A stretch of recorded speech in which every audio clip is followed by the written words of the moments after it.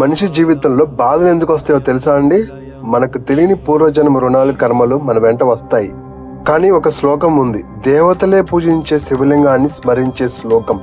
ఈ ఒక్క శ్లోకం మన జన్మజన్మల బాధలను కరిగించే శక్తి ఉందని అందరూ అంటారు. దీన్ని అందరూ అంటారు అనే దానికంటే ఇది మన పూర్తి నమ్మకం, విశ్వాసం అని నేను అంటాను. ఎందుకంటే దీన్ని కేవలం శ్లోకం అని అనుకునే దానికంటే ఇది మన జీవితం అని అనుకోవటమే చాలా న్యాయం. శివుణ్ణి అడిగే విధానం ఎలా ఉండిద్దో ఈ శ్లోకం మనకు చెప్తుంది. సో గాయ్స్, ఈ శ్లోకం గురించి పూర్తిగా చెప్పబోతున్నా. వీడియో స్కిప్ చేయకుండా లాస్ట్ వరకు చూడండి, అన్ని మీకే అర్థమవుతాయి. శ్లోకం యొక్క అర్థం అన్ని వివరించి చెప్పబోతున్నా. మీరు చేయాల్సిందల్లా ఒకటే, వీడియోని లాస్ట్ వరకు చూడటం. ఓం నమ శివాయ, శివాయ నమో. ఈ వీడియో మీ దాకా వచ్చిందంటే శివుడు ఆజ్ఞ ఉన్నట్టే. శివుడు ఆజ్ఞ ఉంటే మన బాధలకి విముక్తి లభించినట్టే. ఓం నమ శివాయ, శివాయ నమో. బ్రహ్మమురారి సురార్చిత లింగం, నిర్మల భాసిత శోభిత లింగం, జన్మజ దుఃఖ వినాశక లింగం, తత్ప్రణమామి సదాశివలింగం. ఓం నమ శివాయ. ఈ శ్లోకం మొత్తం సృష్టి శివుడిలో నుంచే వచ్చిందని మన పురాణాలు చెప్పే సత్యం. బ్రహ్మ విష్ణు స్వాములు మరియు దేవతలు పూజించే లింగం, పవిత్రంగా ప్రకాశించే లింగం, జన్మతో వచ్చే అన్ని కష్టాలను తొలగించే శివలింగం. ఓం నమ శివాయ. ఆ సదాశివలింగానికి నేను భక్తితో నమస్కరిస్తున్నా. శివుడు అంటే ఆది అంతం, సృష్టి మొత్తం. అందుకనే లింగం అంటే అనంతం. దేవముని ప్రవరార్చిత లింగం, కామదహన కరుణాకర లింగం, రావణ దర్ప వినాశక లింగం, తత్ప్రణమామి సదాశివలింగం. ఓం నమ శివాయ. మనసులో ఉన్న నేను అనే అహంకారం శివుడికి అర్పణ చేయటమే ఈ శ్లోకం యొక్క భావం. ఓం నమ శివాయ. దేవతలు మరియు మునులు పూజించే లింగం, కామాన్ని దహించిన కరుణామయుడైన శివుడి లింగం, రావణుడి అహంకారాన్ని తొలగించిన సదాశివలింగానికి నేను భక్తితో నమస్కరిస్తున్నాను. సర్వ సుగంధి సులేపిత లింగం, బుద్ధి వివర్ధన కారణ లింగం, సిద్ధ సురాసుర వందిత లింగం, తత్ప్రణమామి సదాశివలింగం. ఓం నమ శివాయ. మన బుద్ధిని బాధ్యతతో ముడివేసే ఈ శ్లోకం యొక్క అర్థం, సుగంధాలతో అభిషేకం చేసే లింగం, మన బుద్ధిని పెంచే దైవ స్వరూపం, దేవతలు అసురులు కూడా పూజించే శివలింగం. నేను భక్తితో నమస్కరిస్తున్నాను. ఓం నమ శివాయ. సృష్టిలో ప్రతి జీవానికి తండ్రి శివుడే. కనక మహామణి భూషిత లింగం, ఫణిపతి వేష్టిత శోభిత లింగం, దక్ష సుయజ్ఞ వినాశన లింగం, తత్ప్రణమామి సదాశివలింగం. ఓం నమ శివాయ. ఏ పుణ్యకార్యానికైనా శివుడే మనకు పుణ్యఫలం అని ఈ శ్లోకం యొక్క అర్థం.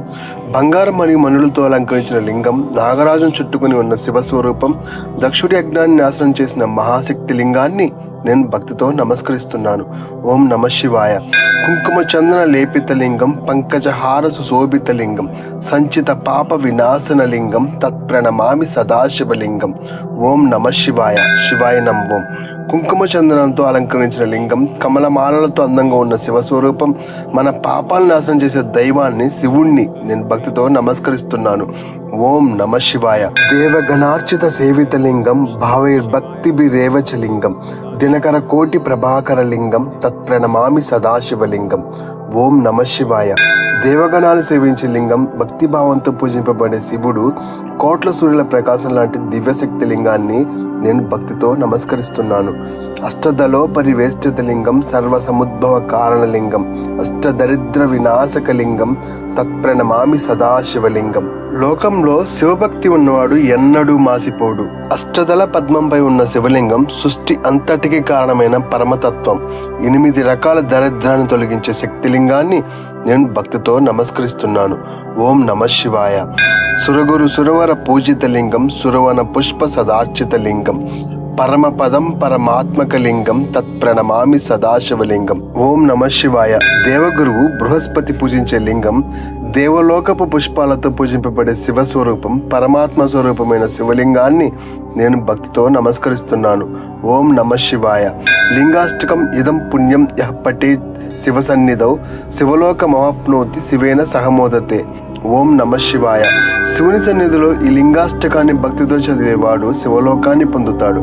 అంతేకాదు, పరమశివునితో కలిసి ఆనందంగా ఉంటాడు. ఈ శ్లోకం మొత్తం యొక్క అర్థం ఇదే. ఓం నమ శివాయ, శివాయ నమః.